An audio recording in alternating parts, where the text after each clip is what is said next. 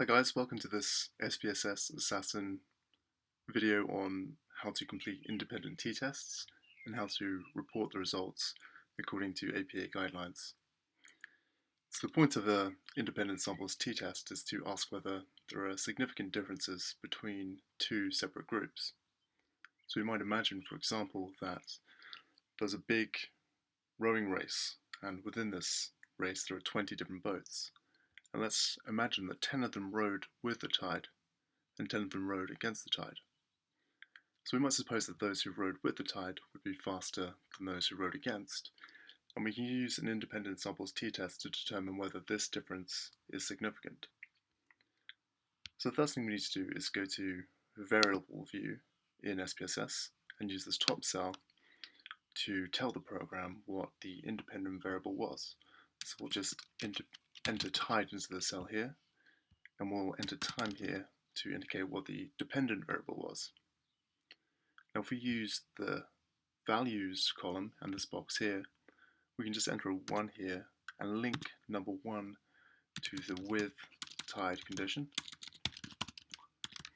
Let's just click add, and we can link number 2 to the against tide condition. Just click add again, then go to OK.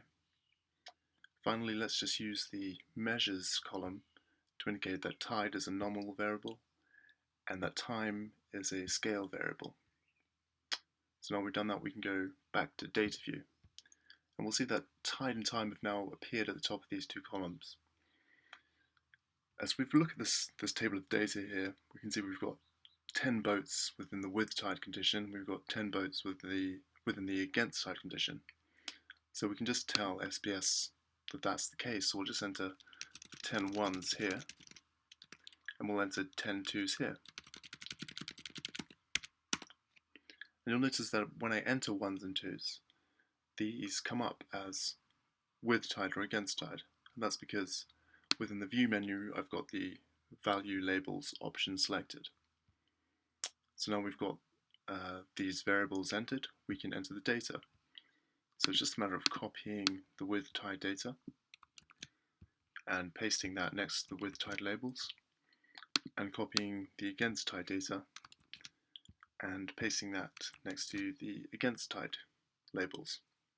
So now we're ready to run the analysis. So we just need to go to Analyze, Compare Means, Independent Samples t-test, and we can transfer tide into the grouping variable box, and we can transfer time into the test variable box. Finally, we just need to define the groups. So we use the numbers that we used before, so we've got a 1 here, and we'll put a 2 there, and then click continue, and then OK. So that brings up the output. So we've run the test now, and this output automatically provides us with means and standard deviations, and crucially provides us with a t-value, a degrees of freedom, and a significance value.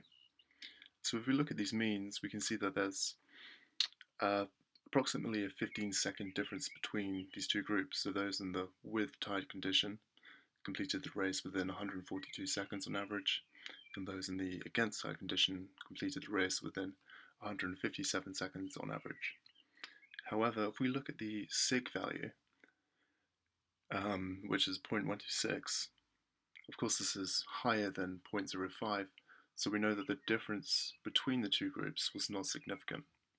So how do we go about reporting this according to APA guidelines? So I've got an example of how we might do this. So it's conventional to first explain why I did the test. So we were interested in whether there were differences between the two groups in terms of race times. That's what this first sentence explains.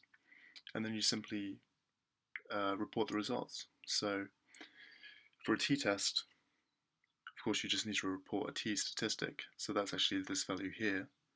This value here is actually the degrees of freedom, and of course this is the p-value or the sig value here.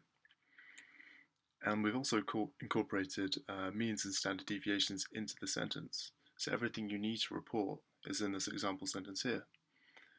And so finally we'll just point out the fact that according to APA guidelines, the general rule is to round to 2 decimal places. So for example, if we look at this p-value here, is reported as 0.13, although it was originally 0.126. So that's really all you need to know for how to enter the data, how to run the analysis, and how to report the results. So I hope you found it useful, and thanks for watching.